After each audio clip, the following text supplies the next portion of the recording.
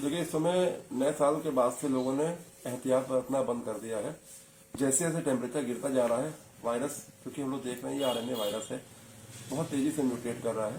पहले corona virus, फिर Omicron, आगे अन्य तरह के वायरसेस भी आ सकते हैं। ये बात तो ठीक है कि हम लोग को अब कोरोना के साथ जीने की आदत डाल लेनी चाहिए, लेकिन जनता, चाहे हमारे कानपुर शहर की हो या हमारे देश की हो, बेहद लापरवाही पर उतारू है। न पब्लिक मास्क लगाने को तैयार है, न सोशल डिस्टेंसिंग और न ही सैनिटाइजेशन। हजारों की संख्या में, लाखों की संख्या में भीड़ में देखे जा सकते हैं। हमारा सबसे अनुरोध है कि जितने छोटे बच्चे हैं, बुजुर्ग हैं, जिनकी इम्यूनिटी बहुत कमजोर है, छोटे उन बच्चों को जिनको निमोनिया हो चुका है पीछे, या जिनको अस्थमा का अटैक पड़ता है, या बड़े बुजुर्ग उन लोग को जिनको शुगर की प्रॉब्लम रहती है या जिनको हाई बीपी की प्रॉब्लम रहती है, वो बिल्कुल हवा में बाहर मत निकलें। जरा सी उनकी इम्यूनिटी अगर कमजोर हुई और किसी पब्लिक कांटेक्ट में, किसी पॉजिटिव पेशेंट के कांटेक्ट में वो आ गए, तो उनको अपने स्वास्थ्य से हाथ धोना पड़ सकता है। और इसके साथ साथ मैं ये भी बोल सकता हूँ, इसमें कमजोरी बहुत आ रही है, पेशेंट को उल्टी आ रही है, बहुत से लोगों का जी मिचला रहा है, वीकनेस बहुत ज्यादा लग रही है। तो धूप में ही टहलें, घर में योगा कर लें, घर में प्राणायाम कर लें।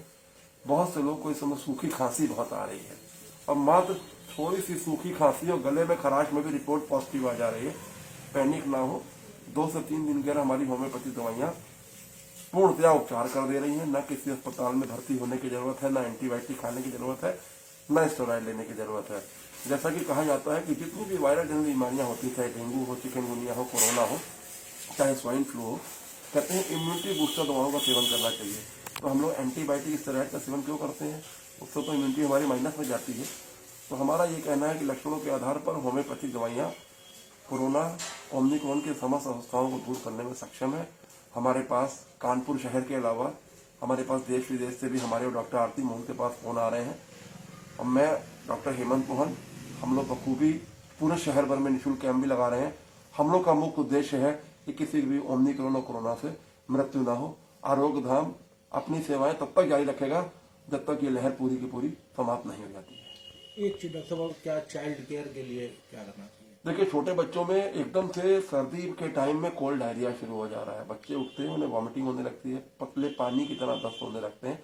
तो हमें माओ से कहना है उनको दूध बिल्कुल ना दे, उनको ORS का घोल दे, मूंग की दाल दे, नमकीन दलिया दे, नमकीन खिचड़ी दे, उनको रात को टॉयलेट करा के सोए। बहुत से बच्चे ऐसे होते हैं रात रात भर जो है टॉयलेट करके बेड में गीले रहते हैं, उससे भी उनको सर्दी लगा जा रही है, डायरिया हो जा रहा है, खांसी जुकाम हो जा रहा है।